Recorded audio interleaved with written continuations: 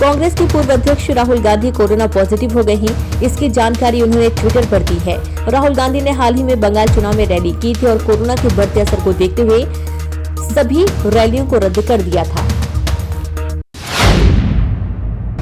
प्रधानमंत्री नरेंद्र मोदी ने राहुल गांधी के जल्दी स्वस्थ होने की कामना की है। इस संबंध में उन्होंने ट्वीट किया है। मुख्यमंत्री अरविंद केजरीवाल की पत्नी सुनीता केजरीवाल कोरोना पॉजिटिव पाई गई हैं। इसके बाद मुख्यमंत्री अरविंद केजरीवाल ने भी खुद को क्वारंटीन कर लिया है। कोरोना को देखते हुए केंद्र सरकार ने नीट की परीक्षा को स्थगित कर दिया है। यह परीक्षा 2 से 17 मई के बीच होना थी। बंगाल चुनाव के दौरान हो रहे प्रचार को लेकर हो रही भीड़ को लेकर देश भर में विरोध की आवाजें उठ रही हैं। वाम दलों, कांग्रेस और टीएमसी के बाद अब बीजेपी ने फैसला किया है कि पश्चिम बंगाल में पीएम और अन्य केंद्रीय मंत्रियों की रैलियों में 500 से अधिक लोग शामिल नहीं होंगे। सभाएं छोटी होंगी। मुख्य चुनाव आयुक्त सुशील चंद्रा कोरोना संक्रमित हुए। साथ ही चुनाव आयुक्त राजीव कुमार भी कोरोना पॉजिटिव हुए। भारत में कोरोना संक्रमण के लिए यहां मिले डबल म्यूटेंट वायरस को जिम्मेदार बताया जा रहा है। दुनिया भर में इस नए वेरिएंट को लेकर अब चर्चा शुरू हो गई है। हालात ये है कि ब्रिटेन और पाकिस्तान ने भारत को रेड लिस्ट में डाल दिया है। कांग्रेस नेता प्रियंका गांधी ने प्रवासी मजदूरों का मुद्दा उठाया। उन्होंने पूछा है कि कोविड की भयावहता देखकर ये तो स्पष्ट था कि सरकार को लॉकडाउन जैसे कड़े कदम उठाने पड़ेंगे, लेकिन प्रवासी श्रमिकों को एक बार फिर उनके हाल पर छोड़ दिया गया। क्या यही आपकी योजना है? नीतियां ऐसी हो जो सबका ख्याल रखें। गरीबों, श्रमिकों, रेहड़ी वालों को नगद मदद वक्त की मांग है। उत्तर प्रदेश के मुख्यमंत्री योगी आदित्यनाथ ने गृह विभाग और परिवहन विभाग को सख्त निर्देश दिए हैं कि महाराष्ट्र और नई दिल्ली से लौटने वाले प्रवासी कामगारों को सुरक्षित उनके घरों तक पहुंचाने के लिए सभी व्यवस्थाएं की जाएं। बिहार में पुलिस मुख्यालय के मुताबिक इस वर्ष अब तक 202 पुलिसकर्मी कोरोना पॉजिटिव पाए गए हैं, जिनमें 5 पुलिसकर्मियों की मौत हो चुकी है। पिछले 2 दिनों में ही 3 अफसरों ने दम तोड़ दिया है। झारखंड सरकार ने 22 अप्रैल से 29 अप्रैल तक कुछ छूट के साथ ही लॉकडाउन लगाने की घोषणा की है।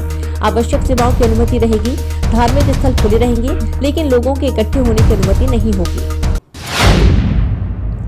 दिल्ली के राज्यपाल अनिल बैजल ने दिल्ली के प्रवासी मजदूरों से अपील की है कि वे दिल्ली छोड़कर न जाएं। उनके लिए जरूरी सभी इंतजाम किए जाएंगे। केंद्रीय स्वास्थ्य मंत्री डॉक्टर हर्षवर्धन ने दावा किया है कि आज सुबह तक 12 करोड़ 71 लाख से ज्यादा लोगों को कोरोना वैक्सीन की डोज दी जा चुकी है। मृत्यु दर 1.18% है, जो लगातार कम हो रही है। परसों देश में 1.93% लोग आईसीयू बेड पर थे, तो आज 1.75% हैं।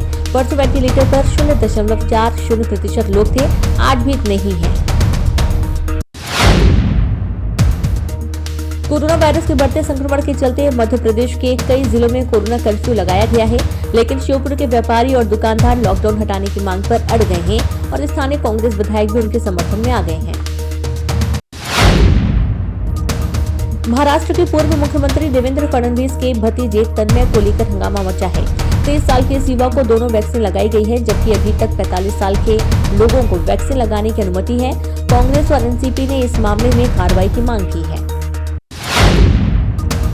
उत्तर प्रदेश में कोरोना महामारी की रोकथाम के लिए योगी आदित्यनाथ सरकार ने मंगलवार को वीकेंड लॉकडाउन का ऐलान किया है।